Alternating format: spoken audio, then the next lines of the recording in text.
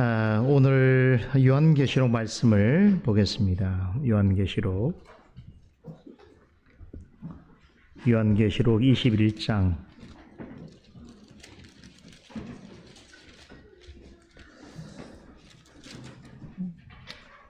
요한계시록 21장 전체 말씀을 다 읽어보면 좋겠습니다만 좀 시간이 여의치가 않아서 21장 1절에서 4절까지만 보도록 하겠습니다. 21장 1절로 4절까지. 원래는 전부 다 읽으면 좋은데요. 같이 읽겠습니다. 또 내가 새 하늘과 새 땅을 보니 처음 하늘과 처음 땅이 없어졌고 바다도 다시 있지 않더라. 또 내가 보니 봄에 거룩한 성새 예루살렘이 하나님께로부터 하늘에서 내려오니 그 예비한 것이 신부가 남편을 위하여 단장한 것 같더라. 내가 들으니 보좌에서 큰 음성이 나서 가로되 보라 하나님의 장막이 사람들과 함께 있음에 하나님이 저희와 함께 거하시리니 저희는 하나님의 백성이 되고 하나님은 친히 저희와 함께 계셔서 모든 눈물을 그 눈에서 씻겠음에 다시 사망이 없고 애통하는 것이나 곡하는 것이나 아픈 것이 다시 있지 아니하리니 처음 것들이 다 지나갔음이러라. 오늘은 123문 보겠습니다. 하이델베르크 유림답 123문 48주일 123문 335페이지 문답하겠습니다. 335페이지 48주일 123문 둘째 간구는 무엇입니까? 나라의 임하옵소서. 또 이러한 간구입니다. 주님의 말씀과 성령으로 우리를 통치하셔서 우리가 점점 더 주님께 순종하게 하옵소서. 주님의 교회를 보존하시고 흥왕케 하옵시며 마귀의 일들과 주님께 대항하여 스스로를 높이는 모든 세력들 그리고 주님의 거룩한 말씀에 반대하는 모든 악한 논의들을 멸하여 주옵소서.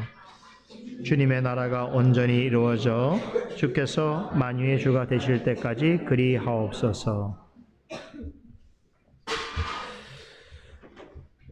자, 주기도문에 대해서 배우고 있는데, 자, 얼마 전에 주기도문이 세 부분으로 이루어져 있다라는 말씀을 드렸지요. 서문, 간구, 성령이라고 할 수 있는데요.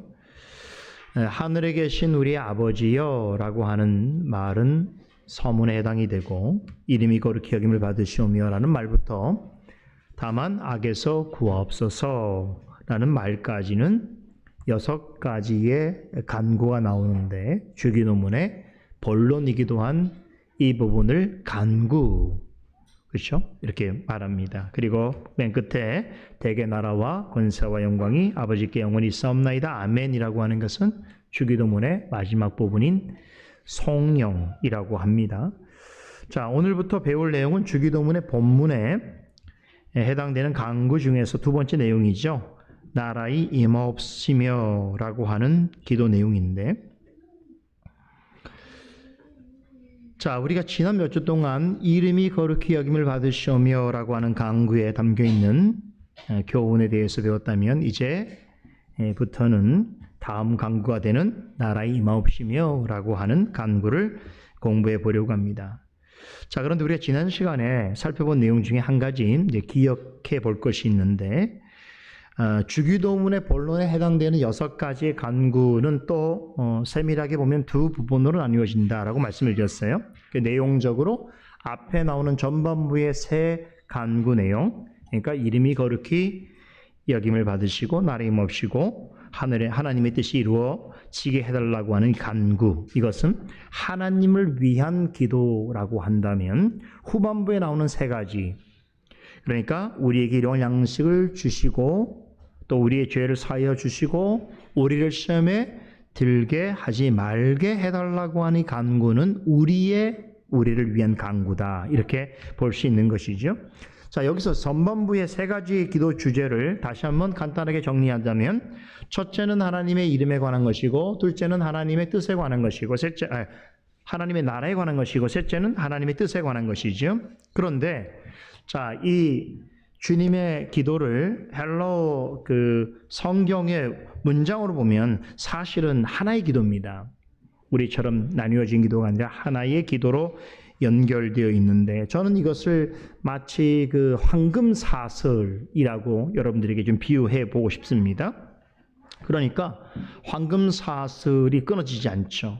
그렇죠? 그 시작과 끝이 항상 연결이 되어 있는데, 그러니까 하나님의 이름은 반드시 하나님 나라를 통해서 드러나고, 하나님 나라에서는 반드시 하나님의 뜻이 이루어지게 되고, 하나님 뜻이 이루어지면 하나님의 이름이 거룩히 여김을 받게 되고, 그리고 하나님 나라는 하나님의 이름을 거룩히 여기는 나라가 되고, 그렇기 때문에 하나님의 거룩한 뜻이 이루어질 수밖에 없고, 그렇죠?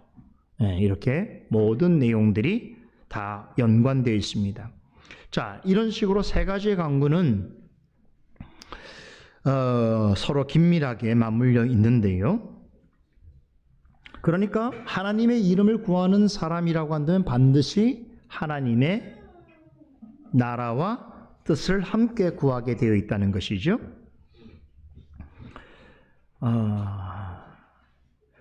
이 황금사슬이라는 표현을 드렸는데, 이게 사실은 사슬 자체가 목걸이라고 생각하면 하나죠. 하나의 목걸이인데 그 목걸이를 구성하고 있는 내용은 각각의 또 구별된 의미를 가지고 있는 것이지요. 자, 제가 이 부분을 조금 다르게 여러분에 설명해 보겠습니다. 우리가 신약 성경의 맨 처음에 나오는 복음서가 있죠. 세 복음서가 뭡니까? 마태복음, 마가복음, 누가복음인데 같은 방식이에요. 자, 마태, 마가, 누가복음을 가리켜서 혹시 어떤 복음이라고 말하는지 아십니까? 공관복음이에요. 공관입니다. 관자는 공간이 아니고 스페이스를 말하는 게 아니라 공관. 관자는 볼 관자를 쓰는 거거든요. 함께 보다라고 하는 의미에서 공관복음이라고 말하는데, 이 공관이라고 하는 말이 그 헬라어의 시놉티커스라고 하는 말에서 유래됐는데, 여기서 시네스콥스라고 하는 말에 그 앞에 있는 전치사 쉰이라고 하는 말은 뭐뭐와 함께 이런 뜻이고요. 그리고 옵티코스라고 하는 말은 무엇을 보다라고 하는 뜻의 합성어입니다. 그러니까 공관이라고 하는 말은 함께 보다, 공통된 관점을 가지고 있다라고 하는 뜻이지요. 그래서 우리가 한자로 보면 함께 할 공자에 볼 관자를 써서 공관복음이라고 부르게 되는 것이죠. 그러니까 공관복음이라고 불리는 마태, 마가, 누가복음은 무슨 뜻이냐면 서로 구별된 복음이에요. 저자도 틀리고 또 내용도 각기 다를 수 있지만, 그런데 그것이 다루고 있는 전체적인 내용과 표현과 기록의 관점에서 상당한 유사성이 있다는 거지. 이 부분에서 특별한 차이가 있는 게 바로 요한복음이에요. 요한복음이 공관복음하고는 아주 구별되어 있습니다. 요한복음 굉장히 특별한 복음서인데, 여튼간에 앞서 우리가 소개해드린 세 가지 복음, 공관복음이라고 하는 것은 여러 가지 면에서 유사성이 있는데, 자, 예수 그리스도의 공생의 과정을 세 가지의 다른 관점에서 기록한 것이라고 볼 수 있는 거예요. 그러니까 전체적인 내용은 그리스도의 공생애를 다루고 있는데, 마태가 보는 시각, 마가가 보는 시각, 누가가 보는 시각이 그리스도의 공생애를 다루고 있지만, 그러니까 전체적으로 하나를 말하고 있지만 또 보면 개별적으로 조금 다른 관점을 이야기하고 있는 것이지요. 자, 주기도문에 처음 나오는 하나님을 위하여 드리는 세 가지 간구도 이런 성격이 있다는 것이죠. 하나님을 위하는 기도라고 하는 점에서는 사실은 하나의 기도라고 할 수 있지만, 하나님에 관한 세 가지 관점의 기도라고 하는 점에서는 구별된 세 가지 기도다라고 볼 수 있는 것이죠. 그러니까 동일한 하나의 기도에 세 가지 다른 주제를 이야기하고 있다, 이런 것이죠. 그죠? 삼위일체도 좀 비슷한 성격이 있죠. 한 분이시지만 위격상으로는 삼위로서 구별되어 있다, 이렇게 볼 수 있는 거예요. 자, 이러한 이해를 가지고 두 번째 기도 내용을 살펴보겠는데요. 자, 두 번째 기도의 핵심 주제가 뭡니까? 하나님의 나라입니다. 자, 그렇다면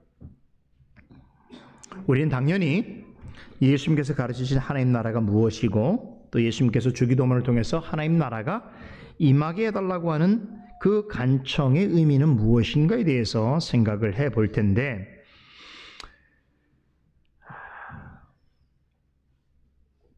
자, 오늘 두 번째 기도를 공부하는 첫 시간입니다만 조금은 어려울 수 있지만 아주 중요한 내용을 여러분들한테 전해드릴 거예요. 신학적인 내용을 잘 정리해야만 이해할 수 있는 부분이기 때문에요.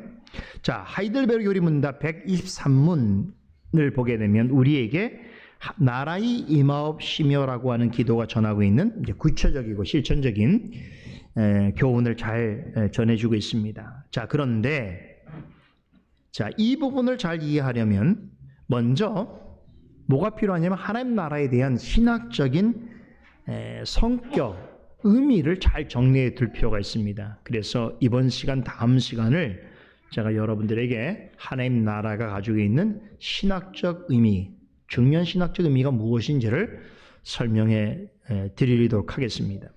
자, 우선 하나님 나라가 무엇인지부터 한번 생각을 해봐야 될 텐데요. 하나님 나라가 무엇인가라고 하는 이 정의를 우리가 생각해야 하기 전에 먼저 기억해야 될 것은 이 하나님 나라는 예수님께서 공생의 기간 동안 전하신 가장 중요한 핵심적인 가르침이었다. 또 예수님께서 가장 강조하신 신학적 주제이자 교리였다라고 해도 과언이 아닙니다. 자, 그걸 어떻게 알 수 있냐면 예수님께서 공생애를 처음 시작하시면서 말씀하신 복음이 뭡니까? 뭐를 처음 전파하셨죠? 하나님 나라죠. 천국이 가까워왔느니라. 하나님 나라가 가까워왔느니라라고는 말씀을 가장 먼저 하셨습니다. 재밌는 것은 이 공관복음 중에서 천국이라고 하는 말은 오직 마태복음에 나옵니다. 마가와 누가는 천국이란 말을 사용하는 대신에 하나님 나라라는 표현을 사용합니다. 마태는 이 두 가지 표현을 병행해서 사용하는데 보다 천국이란 말을 훨씬 많이 사용합니다. 자, 하나님 나라는 신약 성경에 자주 등장하는 말인데요. 예를 들면 마태복음의 4회, 마가복음의 14회, 누가복음의 32회, 요한복음의 2회, 사도행전의 6회, 바울 서신의 8회, 그리고 요한계시록의 1회 나오고 있는데, 자, 그 외에도 이 하나님 나라와 같은 의미를 가지고 있는 표현들이 다수가 있습니다. 말씀드린 대로 천국, 왕국, 하나님 하늘나라, 당신의 나라, 아버지의 나라, 그 나라 등등이 다 지금 오늘 공부하는 하나님 나라에 대한 표현이라고 볼 수 있습니다. 그런데 말씀드린 것처럼 흥미롭게도 천국이라고 하는 말은 오직 마태복음에만 나옵니다. 33번 등장하는데 왜 그런가 하면 마태가 유대인 출신이죠.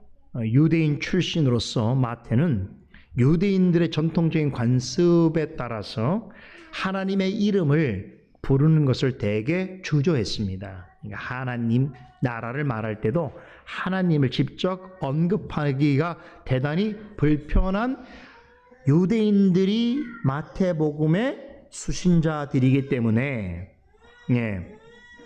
저기 아이들이 왜 들어가서 보세요. 수영아, 오케이, 수영이. 자, 엄마가 지금 없는 상태에서 아빠가 아주 고전을 금치 못하고 있습니다. 오늘이 마지막 날이라고 하니까요. 이제 다음 주부터는 이제 엄마가 정상적으로 오후 시간에 함께 하게 되면 기대됩니다. 자, 그래서 이 마태가 마태복음을 쓸 때에 자신도 유태인이지만 이 서신을 받아보는 수신자가 유대인들이었기 때문에 그들이 하나님의 이름을 사용하는 것을 대단히 꺼려하는 유대인적 관습을 존중해서 하나님의 이름을 사용하는 표현보다는 하나님 나라를 천국이라는 말로 많이 표현했다는 것이죠. 하지만 마가와 누가는 이방인입니다. 이방인 출신의 그리스도인이기 때문에 이방인들에게 천국을 하나님 나라라고 소개하는 데 있어서는 전혀 문제가 없었던 것입니다. 우리는 여기서 한 가지 상당히 중요한 정보를 얻게 되는데, 자, 신약 성경에서 천국과 하나님 나라를 사용할 때 사실은 같다는 거예요. 다른 표현이 아니라는 거예요. 네.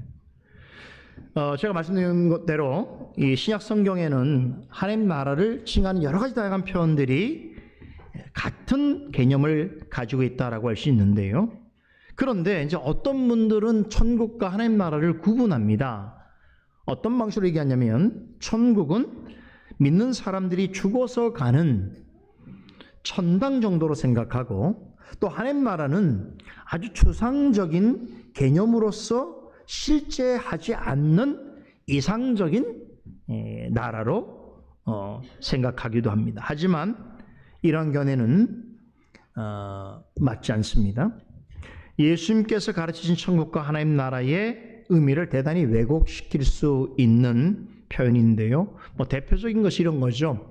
하나님 나라에 대한 개념을 너무 신학적으로 추상화하기도 하고, 또 그것을 현실에 반응해서 예를 들면 소외되고 가난한 자들의 모임을 하나님 나라라고 표현한다든가, 아니면 또 이 땅에서 어떤 노동자라든가, 또 한편으로는 어떤 세상의 권력으로부터 멀어져 있는 어떤 그 사람들, 혹은 탄압받는 그런 사람들의 모임을 하나님 나라라고 그렇게 해석하는 그런 현대 신학자들이 많습니다. 이것은 하나님 나라의 실제적인 의미를 대단히 곡해하는 것이다라고 볼 수 있습니다. 하나님 나라라고 하는 말의 원래 의미는 하나님의 나라죠. 여기서 의라고 하는 이 소유격적 표현이 되게 중요한 거죠. 다시 말하면 하나님 나라, 하나님의 나라라고 할 때는 하나님의 직접 소유된 나라요, 하나님이 직접 다스리는 나라다라고 하는 의미가 내포되어 있습니다. 그래서 영어로 하나님 나라를 Kingdom of God이라고 표현하죠. 천국이란 말도 영어로 번역하면 The Kingdom of Heaven이 되는 것입니다. 자, 그런데 우리가 생각하는 나라와 좀 다르죠. 우리나라 nations, nation 이렇게 표현하죠. 그런데 성경에서 말하고 있는 나라는 nation으로 말하지 않고 킹덤이라고 말한다. 이 킹덤이라고 할 때는 반드시 소유격적 의미가 내포되어 있다. 그래서 하나님께 속하여 있고 하나님이 다스리는 왕국이다라는 것이죠. 하나님 나라를 하나님의 왕국이라고 하는 것은 사실 엄밀하게 맞는 말이지만, 여호와 증인들이 자신들의 모임 초소를 하나님의 왕국이라고 부르기 때문에 그들이 그 표현을 절대적으로 자신들이 점유하고 있는 건 아니지만, 이렇게 잘못된 신학을 가지고 있는 사람들이 신천지란 말도 그렇죠. 우리 신천지가 사하늘과 새 땅이라고 하는 한자적 표현인데, 이단들이 사용하니까 우리가 신천지란 말을 사용하기가 되게 이상해진 것처럼 왕국이란 표현도 사실 잘 사용하지 않잖아요. 근데 사실 엄밀한 면에서는 이 킹덤은 왕국으로 번역하는 것이 더 옳습니다. 그렇죠? 그러니까 교회를 하나님 왕국이라고 표현하는 데는 전혀 문제가 없지만, 이런 어떤 약간의 구별점도 지금은 가져야 되는 이제 그런 세대가 됐다는 것도 여러분들이 이해를 하시면 좋겠습니다. 자, 이 하나님의 왕국은 하나님께 속하여 있으면서도 하나님께서 실제로 다스리시는 나라라고 말씀을 드렸는데, 그 나라는 곧 천국이기도 합니다. 요한복음 18장 36절에 보면 예수님께서 빌라도 앞에서 하나님 나라를 또 뭐라고 말씀하시냐면, 놀랍게도 내 나라라고 말씀하십니다. 자, 예수님의 말씀에 따르면 하나님 나라는 결국 누구의 나라냐면 하나님의 나라여 동시에 예수 그리스도의 나라예요. 왜 예수 그리스도의 나라라고 말씀하냐면, 예수 그리스도께서 만왕의 왕이시고 영원한 왕이시기 때문이죠. 그래서 삼위일체 하나님께서 그리스도에게 이 하나님의 나라에 대한 소유권을 위임하셨습니다. 그러므로 우리가 하나님 나라로 말할 때는 그리스도에 의하여 통치되는 나라라고 볼 수가 있는 것이죠. 그런 점에서 신약 성경 저자들은 대부분 하나님 나라를 그의 나라라고 말하기도 하고, 그는 그리스도입니다. 그의 나라라고 말하기도 하고, 직접적으로 그리스도의 나라라고 표현하기도 합니다.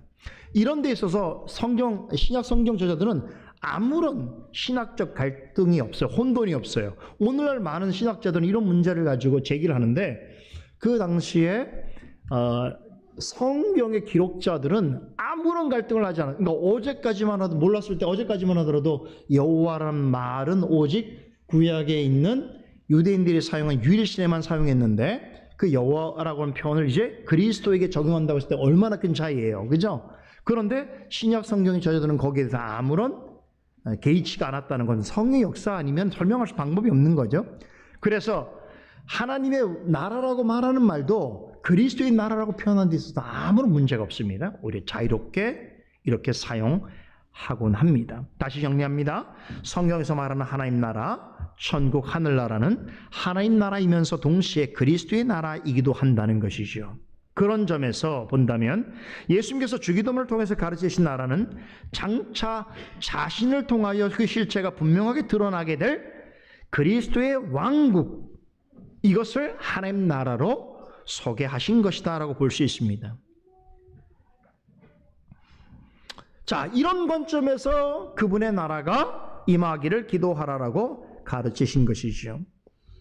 여기에 예수님께서 말씀하신 하나님 나라에 아주 중요한 두 가지 의미가 있습니다. 첫째는 자, 하나님 나라가 임하도록 기도했다는 것은 현재적으로 의미가 아니고 그렇죠. 앞으로 임할 것을 요청하신 것이니까 첫째는 앞으로 임하게 될 하나님 나라가 있다는 뜻이고, 또 둘째는 그럼 이 땅에 하나님 나라는 전혀 없는 거냐? 그렇지 않습니다. 이미 하나님 나라가 왔다고 말씀하셨거든요.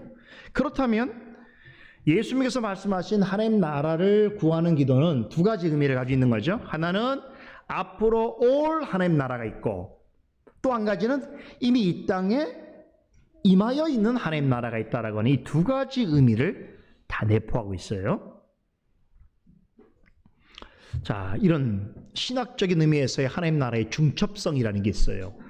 우리 양자 중첩이라는 말도 있는데, 양자가 항상 어느 것이나 어떤 상태이든지 그것이 연관되어 있다는 것을 중첩이라고 표현하죠. 그런 것처럼 하나님 나라도 앞으로 임할 나라가 있는가 하면 지금 이 땅에 임하여 있는 나라가 있다라고 하는 현재성과 미래성이 함께 중첩되어 있는 그런 의미를 가지고 있다라고 하는 건데, 이제 오늘 여러분들하고 나눌 내용은 이 하나님 나라의 미래성입니다.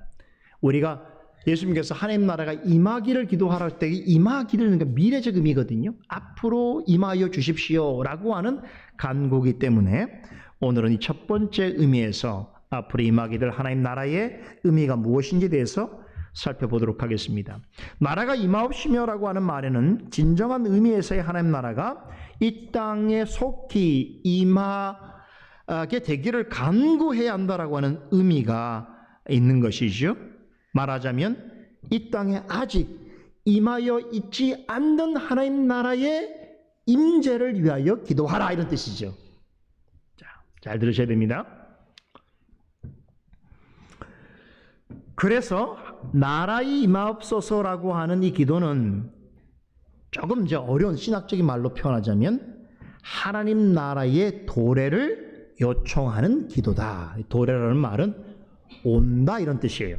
하나님 나라가 이 땅에 오기를 간청하는 기도라고 말할 수 있는 것입니다. 복음서에 묘사되어 있는 천국이 가까워 왔느니라 라고 하는 표현이나 하나님 나라가 임하게 하옵소서라고 하는 주기도문의 이 표현은 이런 거죠. 언젠가 그 실체가 완벽하게 드러나게 될 하나님 나라가 임하여 지기를 바라는 마음으로 간구해야 한다는 것입니다. 이렇게 예수님께서 가르치신 하나님 나라는 그리스도로 말미암아서 구속받은 모든 사람들이 과거에서부터 지금까지 또 앞으로 어느 시간 동안 계속하여 간절히 사모하고 바라고 기다려야 하는 그런 하나님의 나라가 되는 것입니다. 놀랍게도 이 하나님 나라는 이미 구약 시대에 구약의 백성들에게도 계시되었습니다. 그래서 구약의 어느 때부터 계속해서 신약의 시간과 심지어 오늘의 우리 시간까지도 미래적으로 임하기를 바라여 기도하는 그런 하나님의 나라로 있는 것입니다. 자, 대표적으로 언제부터 이 하나님의 나라, 다시 말하면 그 완전한 실체가 드러나기를 바라여 기다리고 간구해야 하는 하나님 나라가 언제부터 성경에 명확하게 나타나게 되었는가? 어디로 거슬러 올라가면 좋을까요? 창세기로 거슬러 올라가 봅시다. 바로 믿음의 조상, 모든 복의 근원이 된다고 말씀하신 아브람부터 한번 올라갑시다. 자, 아브람에게 하나님께서 그를 갈대아 우르라고 하는 곳에서 이끌어내시면서 뭐라고 명하셨냐면, 너는 본토 친척 아버지의 집을 떠나 내가 너에게 지시할 땅으로 가라라고 명하셨는데, 이 말은 하나님께서 이미 아브람이라고 하는 사람을 불러내실 때에 어떤 나라를 염두에 두셨어요? 아브람이 마땅히 가야 할, 근데 아브람만 가는 것이 아니라 아브람의 자손들도 함께 가야 될 나라를 준비하고 계셨다는 것이죠. 하나님께서 아브라함을 부르실 때에 그 개인으로서만 부르지 아니하시고 믿음의 조상과 복의 근원으로서 부르셨다라고 하셨는데, 그 말은 아브라함 개인뿐 아니라 그와 함께 같은 믿음을 가진 후손들을 통해서 세우시려고 하시는 나라가 있다라는 거죠. 이 나라는 지상에 있는 어떤 한 나라일까요? 그래서 어떤 사람들은 가나안 땅이라고 생각하고 실제로 팔레스타인에 있는 이스라엘이라고 생각하지만, 이것은 구약시대에 앞으로 완전한 실체를 드러내게 될 하나님 나라의 그림자일 뿐이지요. 하나님께서 아브람과 그의 후손들을 통해서 세우시고자 하셨던 나라는 이 땅에 존재하는 육적인 나라가 아니라 그야말로 하나님의 나라인 것이죠. 이 사실을 히브리서 기자는 히브리서 11장 10절에서 아브라함은 믿음으로 그 나라를 봤다, 믿음으로 장차 하나님이 경영하시고 지으실 터가 있는 성을 바라보았다라고 말한단 말이죠. 다르게 말하자면 하나님께서 아브라함을 불러내실 때 이미 하나님께서는 아브라함과 그의 모든 후손들이 바라고 가야 할 하나님의 나라를 준비하고 계셨다라고 하는 것입니다. 11장 16절에서는 하나님께서 아브라함의 후손들을 위해서도 하늘의 한 성을 예비해 두셨다라고 하면서 아브라함과 같은 믿음을 가진 사람들은 하늘에 있는 뭐를 사모하라고요? 본향을 사모했대요. 본향. 이 본향이 하나님 나라예요. 그렇죠? 그런데 히브리서 기자는 뭐라고 해석합니까? 너는 아브라함을 부를 때 너는 본토 친척 아비 집을 떠나서 내가 지시할 땅으로 가라고 했을 때 어느 때까지는 아브라함은 그 땅이 지상에 있는 어느 땅이라고 생각했던 거예요. 애굽도 가보고 가나안 땅도 가보고 그랬죠. 그렇잖아요. 그런데 믿음의 눈으로 바라보니 하나님께서 아브라함에게 부르셔서 가게 하실 땅은 히브리서 기자가 뭐라고 합니까? 하나님이 경영하시고 지으실 터가 있는 성, 그 성은 아브람과 그의 모든 후손들을 위해서 하늘에 예비해 두신 그들의 본향이라고 말씀하고 있단 말이죠. 그죠? 그러니까 우리의 이 육안으로 보는 거하고 믿음의 눈으로 보는 거하고 성경의 이해가 완전히 다른 것이죠. 만약에 히브리서 같은 말씀이 없거나 신약의 말씀이 없다고 한다면 우리 역시도 지금까지도 아마 이 땅에서 아브라함에게 약속하신 어떤 땅을 찾고 있을 것이란 말이죠. 그렇죠? 자, 이렇게 하나님께서는 아브람과 그의 영적 후손들을 위해서 그들을 부르시기도 전에 그들이 가야 할 최종적인 본향과 같은 그런 하나님 나라를 친히 미리 준비하고 계셨던 것입니다. 아브라함에게 약속하신 이 날, 그러면 이렇게 또 우리가 이해할 수 있죠. 아브라함에게 이런 중대한 약속을 하셨는데, 내가 너로 큰 민족을 이루고 내게 복을 주어 너를 복의 근원이 되게 하리라고 말씀하셨는데, 그럼 이 말씀은 우리가 어떻게 해야 됩니까? 아브라함의 혈통으로 난 사람들이 이루는 민족과 그들이 이루는 나라라고 생각해야 됩니까? 아니지요. 그렇지 않단 말이에요. 우리가 아브라함만 바라보게 되면 그렇게 이해할 수 있는데, 그죠? 우리가 신약의 복음의 빛을 받아서 믿음의 눈으로 아브라함의 생애를 살펴보게 되니, 하나님께서 아브라함을 부르실 때에 그를 단지 혈통의 조상으로 부르신 것이 아니라 그와 같은 민족, 그와 같은 믿음을 가진 자로서 부르셨고, 그런 자들을 위하여 하나님께서 미리 하나님 나라를 예비해 두셨고, 그 나라는 모든 믿는 자들이 더욱더 사모해야 될 하늘의 본향이구나 라고 하는 것을 깨닫게 되어지는 것이죠. 자, 이 부분을 여실히 가르쳐주는 성경이 바로 창세기서입니다. 창세기에 이런 하나님의 나라가 아브람과 이삭과 야곱과 요셉, 그리고 그의 아들, 네 번째 아들 유다죠. 유다로 이어지는 그 계보를 통해서 조금씩 실체가 역사 속에 분명히 드러나게 되는 이야기를 전달하고 있는 것이 창세기입니다. 자, 그런 점에서 창세기는 하나님께서 아브람과 이삭과 야곱과 유다에게 약속하신 하나님 나라가 그 실체가 어떻게 역사 속에서 구체적으로 발현되어지는지, 그리고 그것이 믿는 자들에게 어떻게 인식이 되어지는지를 우리에게 보여주는 대단히 중요한 성경입니다. 창세기에 수많은 인물이 나오지만 결국 하나님께서 아브라함에게 약속하신 하나님 나라는 이 땅에 있는 사람들에 의하여서 세워지는 것이 아니라 하나님에 의하여서 세워지고 진전해 간다라고 하는 사실을 창세기는 대단히 드라마틱한 이야기로 우리에게 보여주고 있습니다. 그런데 성경 역사 속에서 하나님의 나라를 복음과 신학의 가장 중요한 주제로 언급한 이가 있습니다. 누굴까요? 바로 우리 예수 그리스도입니다. 아까도 말씀드렸습니다만 예수 그리스도의 공생의 사역의 시작은 하나님 나라를 전파하는 것으로 시작되었습니다. 복음서 기자들은 예수님의 공생의 사역의 첫 일성을 뭐라고 기록합니까? 마태는 천국이 가까웠다라는 말씀으로 표현하고, 마가와 누가는 하나님의 나라가 가까웠다라는 말씀으로 표현하고 있습니다.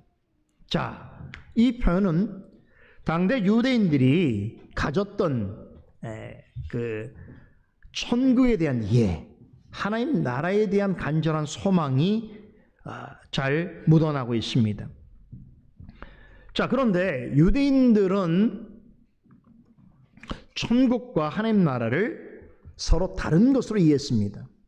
천국은 사는 동안 율법과 규범을 잘 지킨 사람이 죽어서 가는 곳이라고 생각한 반면에, 하나님 나라는 이스라엘 민족의 구원자로 올 메시아가 그들을 위해서 이 땅에 세워줄 지상 낙원으로 생각했던 것입니다.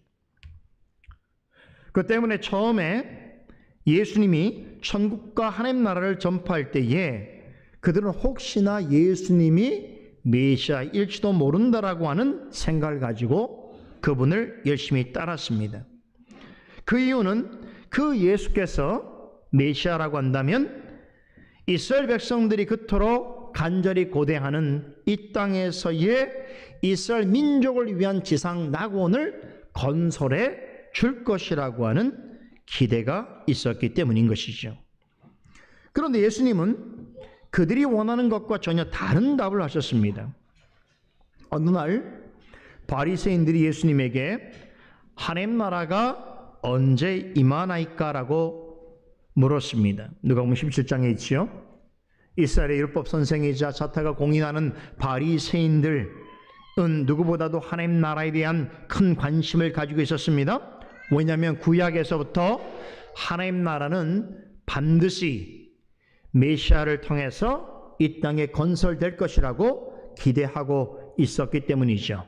또한 그들의 기대가 당시에 로마의 압제 속에서 메시아가, 강력한 메시아가 나타난다면 정치적인 압박 속에서도 그것을 견뎌 이겨내게 할 뿐만 아니라 이스라엘을 위한 세상에서 가장 완전한 지상 왕국을 세워줄 것이라고 하는 기대가 그들에게 있었기 때문에 그 기대를 너무나 잘 알고 있는 바리새인들로 여전히 메시아를 기다리고 있었습니다. 많은 대중이 예수님이 혹시 메시아가 아닌가라고 쫓아다녔을 때 그들 또한 관심을 가지고 예수님을 주목하고 있다가 어느 날 예수님에게 이렇게 묻게 되었던 것입니다. 하나님 나라가 그렇다면 언제 임합니까? 자, 예수님께서 행하시는 놀라운 기적과 표적들을 보게 될 때에 이가 만약에 진짜 메시아라면 곧 이 땅에 하나님 나라가 세워지겠구나라고 하는 기대가 있었던 것이죠. 자, 이럴 때 예수님께서 뭐라고 답변하신 줄 아세요? 누가복음 17장 20절에서 21절 말씀입니다. 예수께서 대답하여 가라사대 하나님 나라는 볼 수 있게 임하는 것이 아니요 또 여기 있다 저기 있다고 못하리니 하나님의 나라는 너희 안에 있느니라. 야, 우문현답이죠. 이 땅에 완전한 지상 낙원이 건설될 것을 기대하면서 그 때가 언제입니까? 물어봤던 이 바리새인에게 예수님께서 말씀하시기를 하나님 나라는 너희들 눈에 보도록 오는 것이 아니다. 그러므로 그 나라가 여기 있다 혹은 저기 있다 말해서는 안 되는 것이다. 그 나라는 바로 너희 안에 사람의 마음속에 있느니라 라고 말씀하신 것이죠. 이처럼 예수님의 답변은 유대인들의 일반적인 기대와는 완전히 달랐습니다. 이 나라는 세상에 있는 나라들처럼 눈에 보이는 형태로 오는 것이 아니라고 하셨습니다.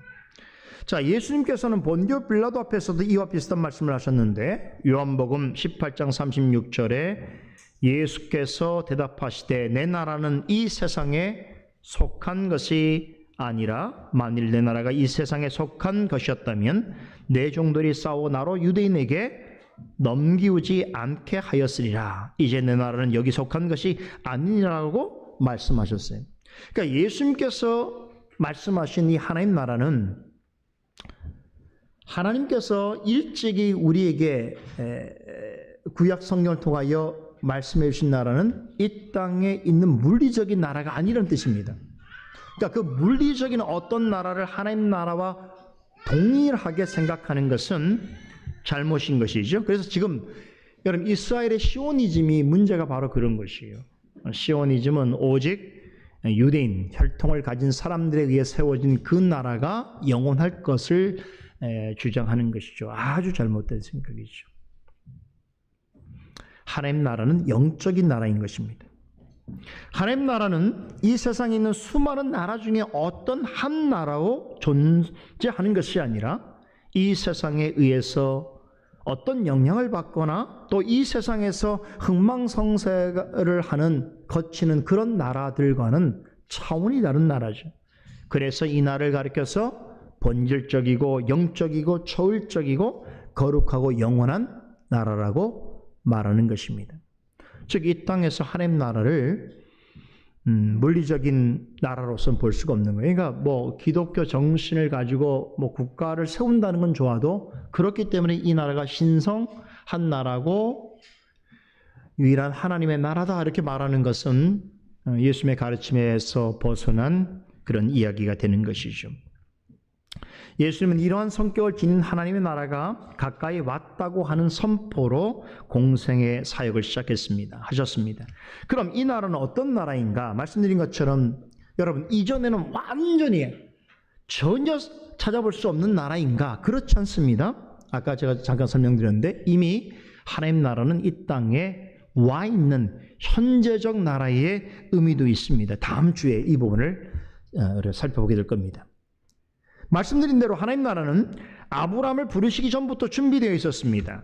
하나님께서 구약과 신약에 이르는 역사 속에서 하나님 나라에 관한 많은 정보를 말씀 계시를 통하여 매우 점진적으로 그러면서도 확고하게 전달해 주셨습니다.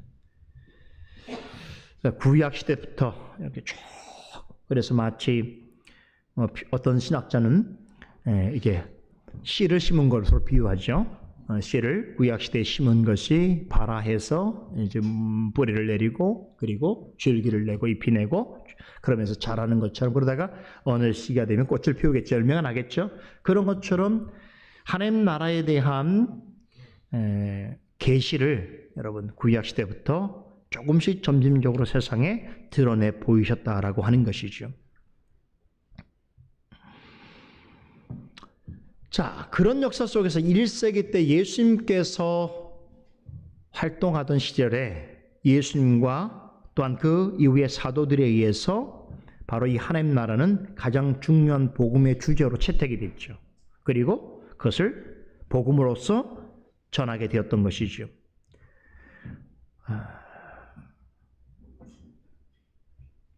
오늘날에도 사실 이 하나님 나라는 매우 중요한 성경 신학적인 주제입니다. 그러나 많은 신학자들은 성경을 통해서 이 땅에 이미 임한 하나님 나라를 찾고 있고 가르치고 있습니다. 이 부분 역시 매우 중요하다는 말씀을 제가 전해드리면서 다음 시간에 하나님 나라가 이 땅에 어떠한 내용과 성격으로 임하여 있는가를 설명드리도록 하겠습니다. 오늘은 그럼에도 아직 이 땅에 오지 않은 미래적인 하나님 나라에 대해서 말씀을 드리고 있는데, 자, 하나님 나라가 아직 오지 않았다는 말은 하나님 나라를 이 땅에서 전혀 찾을 수 없다거나 하나님 나라가 그 자체가 아예 오지 않았다라고 하는 의미로 받아들이면 안 되는 거예요. 그 신학적으로 이미 왔지만 아직 오지 않은 하나님 나라에 대한 설명이라는 거예요.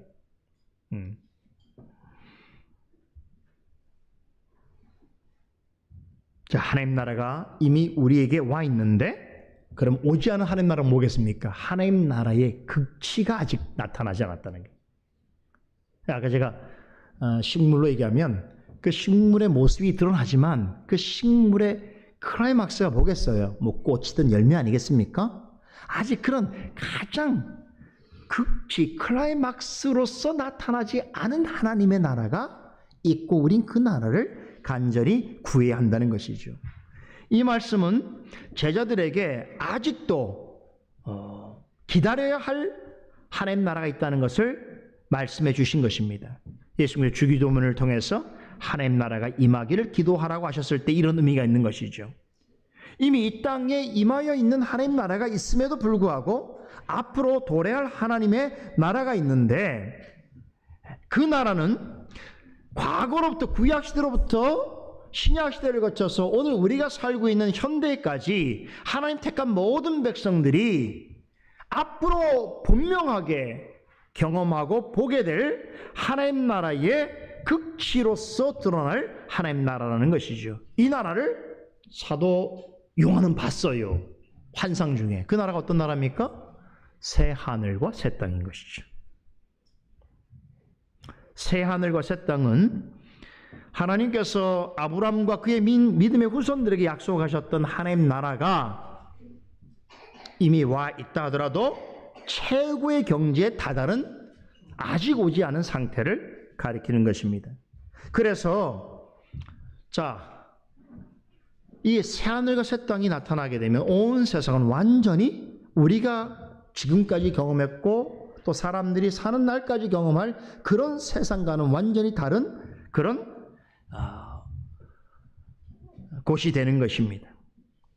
그때는 지금까지 우리가 인류가 삶의 터전으로 삼았던 그런 땅과 하늘, 이런 것은 더 이상 존재하지 않습니다. 오직 예수 그리스도에 의해서 완전히 새롭게 갱신되고 변화된 새 하늘과 새 땅만이 있게 되어지는데, 모든 구원받은 성도들은 바로 이곳에서 그리스도와 영원히 안식을 맛보게 될 것입니다.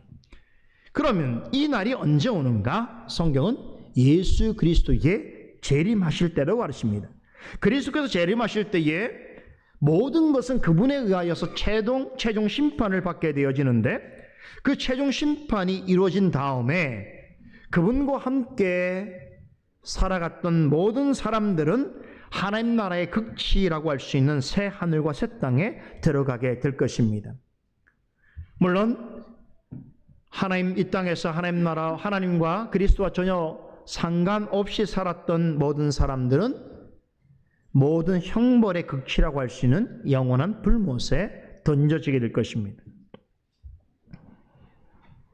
그러나 그리스도 안에 살았고 또 그리스도 안에서 죽은 모든 사람들은 예수님께서 부활하실 때에, 예수께서 재림하실 때에 그들도 그리스도와 같이 부활의 몸을 입고 하나님 나라의 극치라고 할 수 있는 새 하늘과 새 땅을 경험하게 될 것입니다. 그것이 그리스도께서 재림하시는 역사의 종말에 믿음의 사람들이 경험하게 될 현재적인 일이 되는 것입니다. 자, 이런 관점에서 본다면 예수님께서 공생의 사역을 시작하시면서 천국이 가까이 왔다, 혹은 하나님 나라가 가까이 왔다라고 선언하신 말씀은 다시 오실 그리스도에 의해서 하나님께서 약속하셨던 그 나라가 완전히 성취될 그때를 소망하는 소망의 기도이기도 하고, 또한 반드시 그리스도께서 다시 오시는 날을 약속하신 대로 하나님의 나라의 극치가 이루어질 것을 믿으라고 권면하는 믿음의 기도이기도 한 것입니다. 그렇죠? 소망의 기도이기도 하고 믿음의 기도이기도 한 것이. 이 기도는 이 땅에서 그리스도를 믿고 따르는 사람들은 과연 어떤 자들인가라고 하는 그리스도인의 정체성을 말해주고 있습니다. 무슨 얘기입니까? 우리가 주기도의 가르침을 따라서 하나님 나라가 진정 임하여 주시기를 간절히 기도하는 자로 살아간다는 것은 그 자체가 그리스도인은 이 땅에 속한 자가 아니다를 말해주는 것이고, 이 땅에 살아가는 삶만 의미 있다는 것이 아니고, 우리가 어느 때까지는 이 땅에 발을 딛고 살아가고 있는 존재들이지만 언젠가 다시 오실 그리스도에 의해서 그 실체가 완벽하게 드러나게 될 하나님 나라의 극치를 바라보면서 살아가는 유일한 인생이다.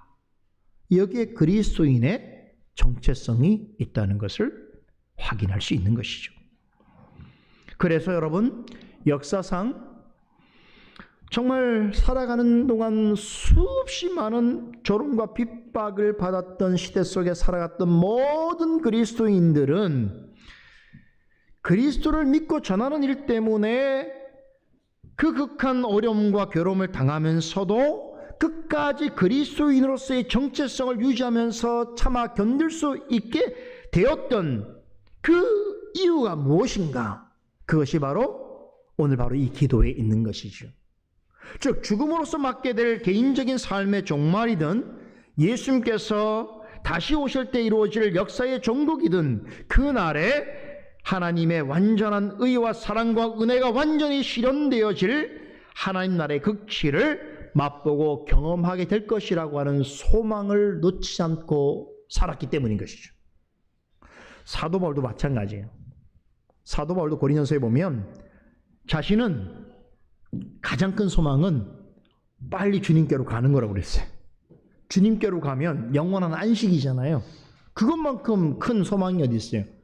그러나 이 땅에 자신을 보내시고 하나님 뜻을 이루실 때에 그것을 순종하는 마음으로 살아갈 때에 현실은 대단히 힘들고 괴롭고 고통스러운 일들이 많지만 그 일들을 끝까지 감당하고 견뎌내고 로마에까지 이르고 로마에서도 마지막 부르실 때까지 사명을 감당하게 됐던 그의 마음속에 오롯이 살아있는 신앙의 핵심이 무엇인가 하면 그리스도와 더불어 내 생애가 이 땅에서 마치든 아니면 주님께서 내가 사는 생애 동안 다시 오시든 어떤 순간이더라도 바로 구약에서 신약을 거쳐서 지금까지 하나님께서 약속하셨던 계시하셨던 하나님 나라의 실제가 완전히 나에게 드러날 것이고 나는 그 하나님 나라의 극치를 맛보게 될 것이라고 하는 소망을 배수진처럼 치고 살았기 때문인 거죠. 그렇죠? 죽는다면 하나님 영원한 나라를 경험하는 거죠. 근데 그 영원한 나라를 경험하기 전에 하나님께서 우리에게 요구하시는 것이 있어서 순종하며 살아가야 되는데 우리를 거둬가시면 영원한 안식에 가면 되잖아요. 그게 우리의 목표 아닙니까? 그게 우리의 소망 아닙니까? 그 소망을 가장 든든한 배수진으로 치고 나니까 세상에서 살아가는 일 속에서 경험되어지는 그런 어려움들은 큰 게 아니에요. 그게 그렇게 나를 힘들고 괴롭게 할 일들이 아닌 거예요, 사실은. 그렇죠? 그런 믿음과 담대함을 가지고 있었기 때문에 그 일을 감당할 수 있었던 거예요. 여러분, 이런 의미의 신앙의 고백이 바로 예수님께서 가르쳐주신 나라의 임하옵시며라고 하는 간구에 들어있는 거예요. 그렇기 때문에 우리가 이 땅에서 우리 개인의 생이 언젠가는 마치게 될 것 아닙니까? 그 생이 마치게 될 때까지, 또 혹은 주님께서 오시는 그날까지 우리는 어떤 기도를 해야 됩니까? 하나님 나라가 임하여 주시기를 간구해야 됩니다. 그 나라는 어떻게 보면 그 나라가 있다는 것은 우리에게 살아가야 될 이유와 용기와 담대함을 주는 것이죠. 그리스도인은 이 땅에서 그리스도 안에서 성령으로 말미암아 현재를 살아가면서도 동시에 말씀이 보증해주는, 좀 어려운 말로 종말론적인 믿음과 소망을 가지고 살아가는 자들이요, 그러면서 간절하고도 겸손하게 하나님 나라의 극치가 임하여 지기를 간구하는 매우 특별하고도 대단한 존재다라는 것입니다. 오늘 주님의 가르친 주기도문의 이 내용 속에 이런 엄청난 의미가 담겨 있습니다. 기도하십시다. 하나님, 우리가 그리스도인이 되었다고 하고 그리스도인으로 살아간다고 할 때에 반드시 그 그리스도인을 규정하는 할 만한 그런 내용들이 우리에게 있어야 할 터인데, 우리가 이런 시간들을 통하여 그러한 귀한 교훈들을 듣고 배우고 확신하게 하시니 감사를 드립니다. 하나님, 이런 배움들을 통해서 특별히 교회에서 전하여 주는 강설과 교훈들이 참 우리의 신앙에 있어서 우리를 얼마나 하나님 앞에 자유로우면서도 담대하고 또 부요하면서도 진지한 그리스도인의 정체를 유지하며 드러내며 살아가는 매우 특별하고 존귀하고 대단한 존재로서의 삶인가를 늘 깊이 생각하고 또 감사하는 우리 모두가 되게 하여 주시옵소서. 예수님의 이름으로 기도드리옵나이다. 아멘.